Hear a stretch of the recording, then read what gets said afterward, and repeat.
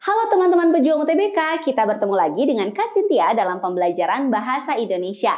Nah, di video kali ini kita akan belajar materi tentang perbedaan topik dan ide pokok, kalimat utama, dan kalimat penjelas.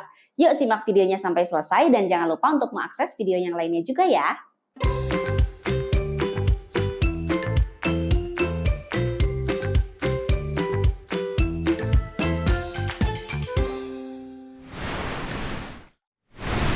Adik-adik, kalimat topik merupakan kalimat yang mengungkapkan gagasan pokok atau gagasan utama yang akan dikembangkan dalam sebuah paragraf.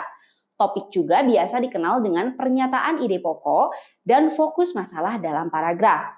Nah, sedangkan ide pokok adalah inti kalimat yang sifatnya umum dan cakupannya luas sehingga membutuhkan kalimat penjelas. Ide pokok juga dikatakan sebagai kalimat utama karena berisi pemikiran dasar dan diterangkan oleh kalimat lainnya berupa kalimat penjelas tadi. Jadi, dalam topik akan ada ide pokok atau kalimat utama atau kalimat inti dan kalimat penjelas. Ya, diingat ya adik-adik, topik akan ada ide pokok dan kalimat penjelas. Nah, lalu apa sih perbedaan antara kalimat inti atau kalimat utama dan kalimat penjelas? Yang pertama, kalimat utama adalah kalimat yang lengkap dan bisa berdiri sendiri, mengandung permasalahan yang dapat dirinci dan dapat diuraikan, memiliki arti yang jelas tanpa harus dihubungkan dengan kalimat lainnya, bisa berdiri sendiri tanpa konjungsi antar kalimat, serta kalimat utama ini akan mengandung gagasan utama suatu topik atau suatu peristiwa dalam sebuah teks. Selanjutnya adalah kalimat penjelas. Nah, kalau kalimat penjelas merupakan kalimat yang terdiri dari beberapa kalimat dalam sebuah paragraf. Jadi akan ada beberapa kalimat nih. Kalau tadi kalimat inti akan ada satu dalam sebuah paragraf, kalau penjelas akan ada banyak atau lebih dari satu. Nah, lalu kalimat penjelas juga berisi gagasan penjelas yang ditandai penggunaan konjungsi dan pemerinci, seperti kata contoh, kutipan, misalnya, dan sebagainya. Kemudian yang ketiga, kalimat penjelas juga berupa pernyataan khusus yang cakupannya sempit. Karena tadi ya, kalimat penjelas hanya bersifat menjelaskan saja. Dan yang keempat, kalimat penjelas berfungsi untuk menjelaskan ide pokok dalam sebuah paragraf. Seperti itu adik-adik perbedaan antara kalimat utama dan kalimat penjelas. Sekarang agar lebih paham, Kak Cynthia punya latihan soal nih untuk adik-adik. Bacalah kutipan teks berikut ini. Daur ulang adalah kegiatan mengolah kembali barang-barang yang tidak terpakai menjadi karya yang baru. Barang bekas yang dapat didaur ulang diantaranya botol minuman, koran, dan kain perca. Daur ulang dilakukan untuk mencegah banyaknya barang yang dibuang percuma. Banyak manfaat dari kegiatan mendaur ulang, salah satunya bisa meningkatkan pendapatan.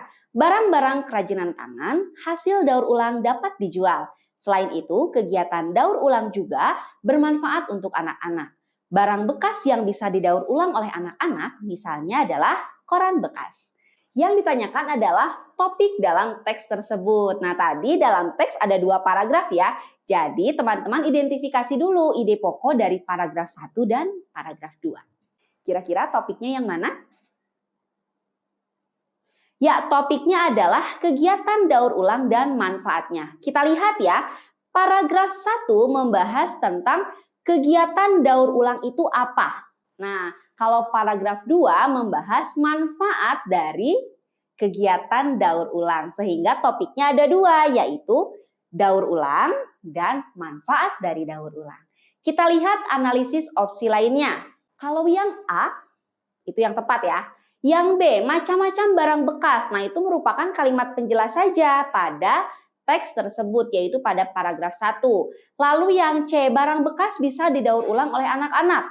Itu juga hanya merupakan kalimat penjelas pada paragraf 2. Karya baru dari kegiatan daur ulang itu juga hanya sebagai kalimat penjelas. Begitupun dengan opsi yang E, daur ulang bisa meningkatkan pendapatan, itu juga salah satu manfaat dari daur ulang. Jadi hanya kalimat penjelas saja. Seperti itu adik-adik untuk soal nomor 1. Sekarang kita masuk ke soal nomor 2. Oke, teksnya masih sama ya, soal nomor 2 seperti tadi. Namun yang ditanyakan adalah ide pokok dalam paragraf 1. Nah, kira-kira yang mana nih? Pilihannya ada 5. Ya, pilihan yang tepat adalah yang A, kegiatan daur ulang. Kita lihat ya pada paragraf 1, kalimat utamanya terletak pada kalimat pertama. Daur ulang adalah kegiatan mengolah kembali barang-barang yang tidak terpakai menjadi karya yang baru. Oke, sekarang kita masuk ke soal nomor 3. Yang ditanyakan pada soal nomor 3 adalah ide pokok dalam paragraf 2. Nah, kira-kira yang mana nih kalau paragraf 2 ide pokoknya? Ya, jawabannya adalah yang D, manfaat kegiatan daur ulang. Kita lihat ya pada paragraf 2, kalimat utamanya adalah kalimat yang pertama juga. Banyak manfaat dari kegiatan mendaur ulang barang bekas, salah satunya bisa meningkatkan pendapatan. Jadi, paragraf tersebut topiknya adalah tentang pemanfaatan atau manfaat dari daur ulang, dan ide pokoknya juga tentang manfaat dari kegiatan mendaur ulang. Oke adik-adik, sekarang kita masuk ke soal yang terakhir.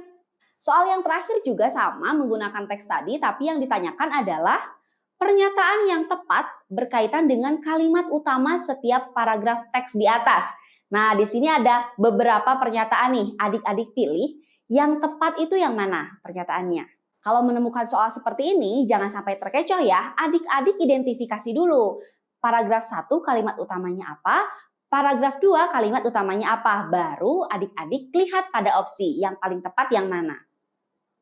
Ya, yang tepat adalah yang D, paragraf 1. Daur ulang adalah kegiatan mengolah kembali barang-barang yang tidak terpakai menjadi karya yang baru. Sedangkan analisis opsi lainnya, yang pertama nih, pilihan A salah karena pernyataan tersebut adalah kalimat utama paragraf 2. Lalu pilihan B juga salah karena pernyataan tersebut adalah kalimat utama paragraf 1. Pilihan C kenapa salah? Karena pernyataan tersebut adalah kalimat penjelas dalam paragraf 1.